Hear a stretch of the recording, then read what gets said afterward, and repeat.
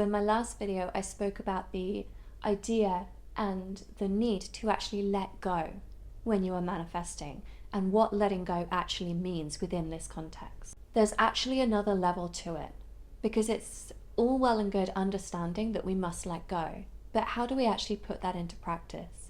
And this is really where this missing ingredient comes into play. Because the reason you can't let go is because of a lack of belief, a lack of trust, a lack of faith, a lack of inner knowing that that manifestation is done. And that is the missing ingredient. The knowing, the feeling, the believing. How do you actually believe something? How do you know something to be true?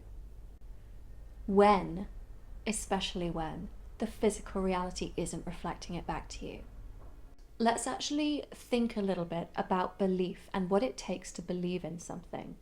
It takes one of two things. It either takes experience, so it takes you having seen and experienced it happening to then believe that it will happen again.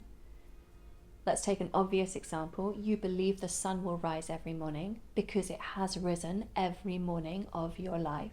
So you believe that will happen. However, this kind of belief is difficult when we take it into the manifestation game, because we focus on the physical reality to cement that kind of belief within us. And when it comes to manifesting something, when we're manifesting something new, we don't have that physical reflection to cement that belief within us yet. So we have to look somewhere else for that belief. What I really want to talk about in this video is how you find that belief within you. Because once you have that belief within you, absolutely anything becomes possible. Absolutely anything. But the way you find that belief within you is, and this might sound contradictory, but is by actually finding it outside of you initially, or at least in a way that you perceive is outside of you.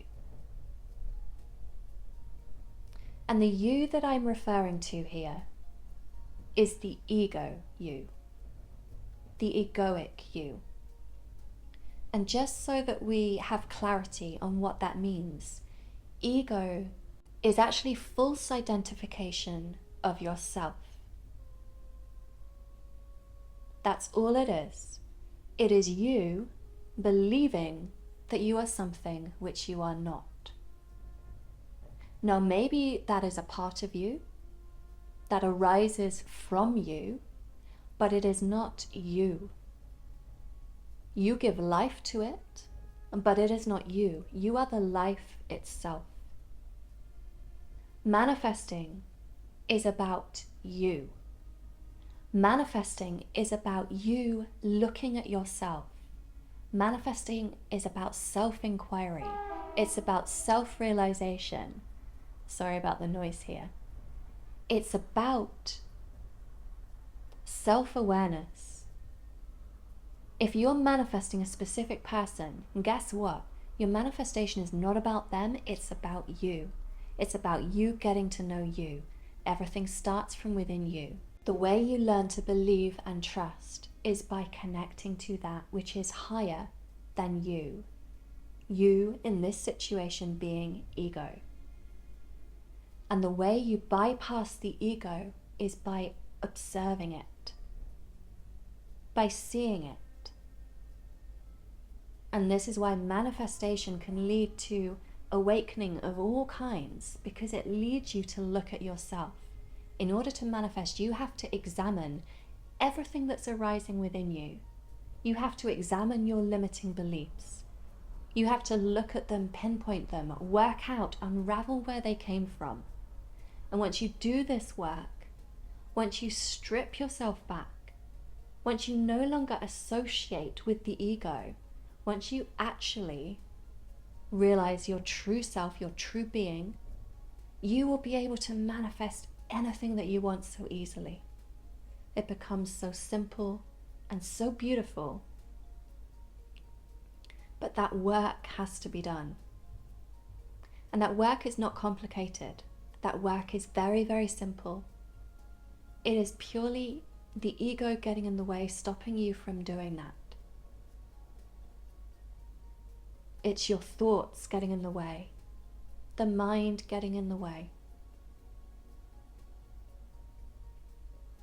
But you are already what you need to be in order to manifest everything that you want. It has to be beyond ego. It has to be beyond the mind. It's before mind, it's before ego. That is where you will find it. So you'll find it through stillness. You'll find it through connecting and believing in a higher power. Whether you call that higher power God, whether you call it the universe, whether you call it your higher self, whether you simply call it energy, it doesn't matter. It doesn't matter what God it is.